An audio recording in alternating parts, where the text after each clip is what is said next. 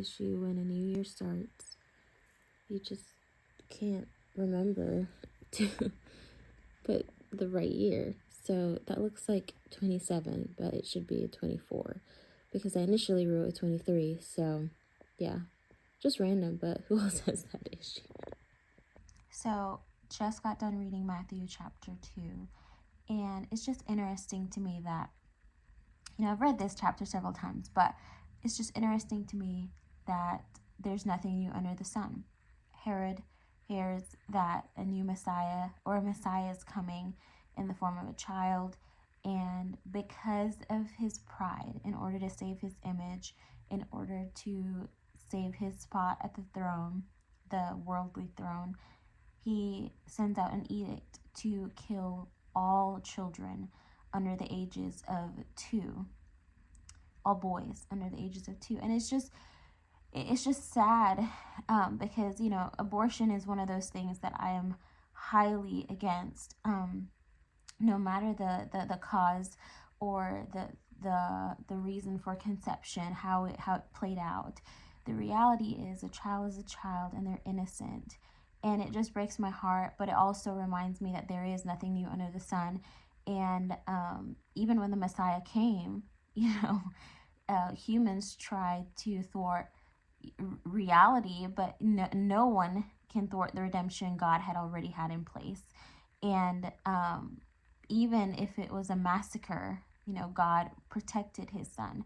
So it's just interesting to me that times have not changed. But God is still on the throne, and he will redeem every single life that has been taken.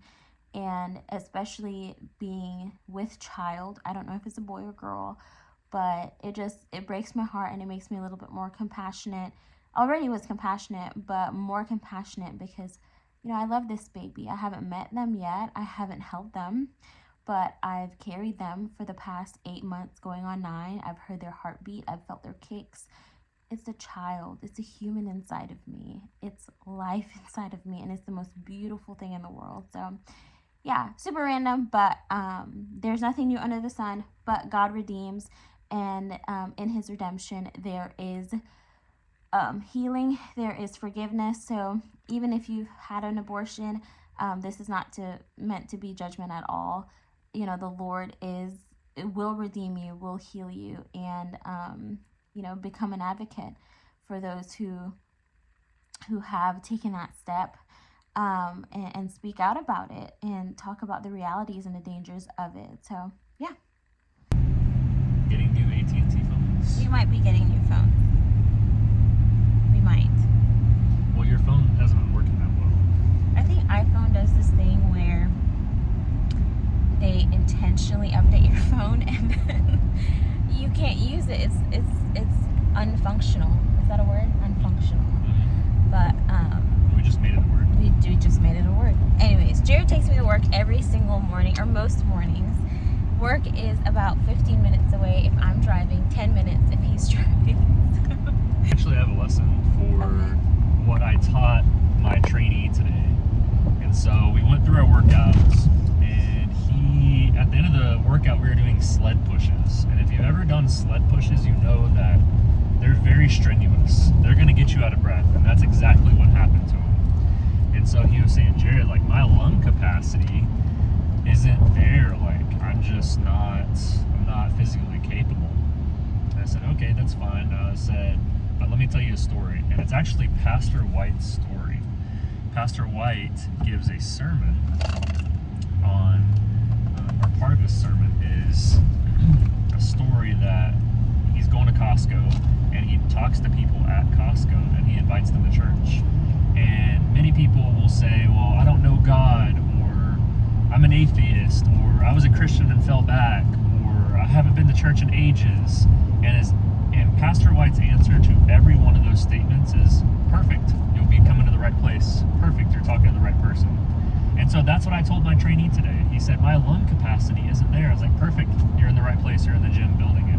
Where better to build that lung capacity than in the gym? That's your lesson for today. Yep.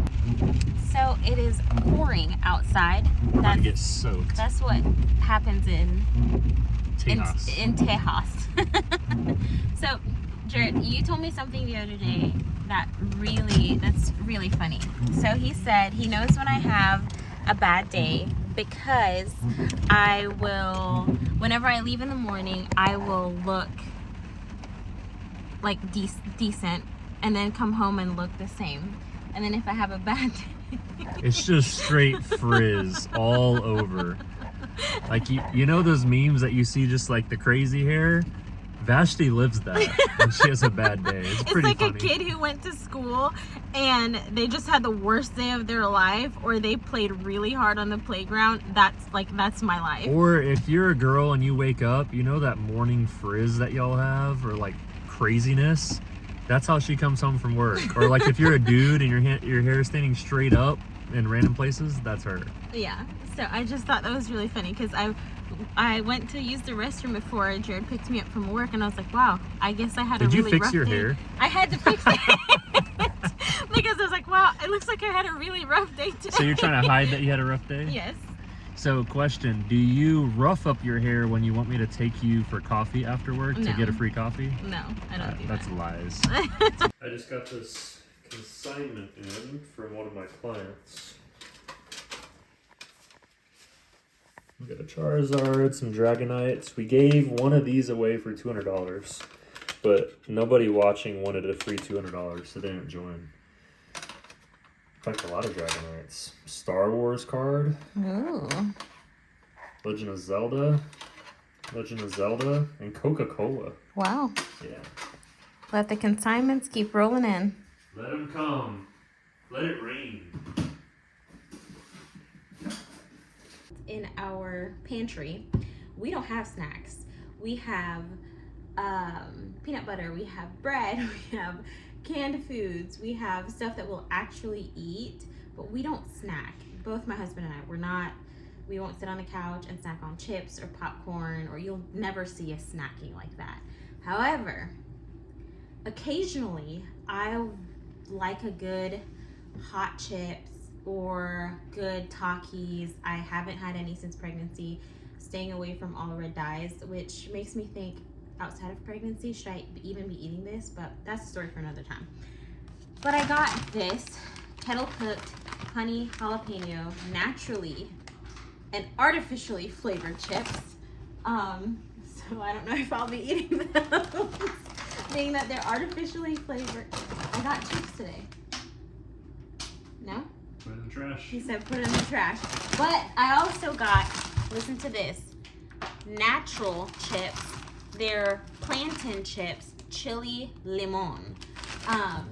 These are the ones I ate from Sprouts, but they had chili and lime on it. So these ones I'll probably keep. These ones I'll probably have to re-gift to someone else. Gift, sell to someone that needs this.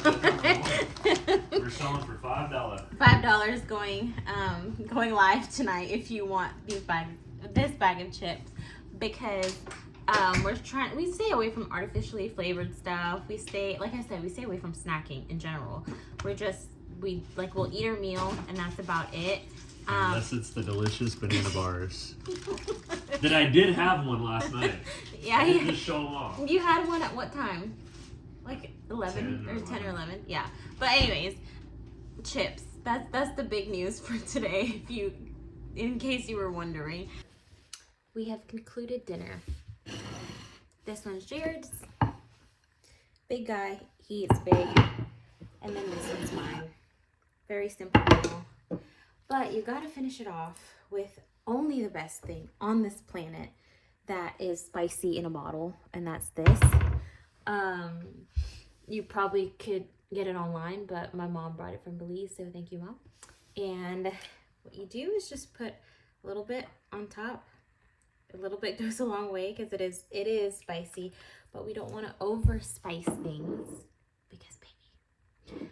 Well, I think that will probably conclude today's vlog, unless you have anything to say, honey. What's up? Do you have anything to say? It smells good. It smells good. So yeah, we'll see y'all tomorrow.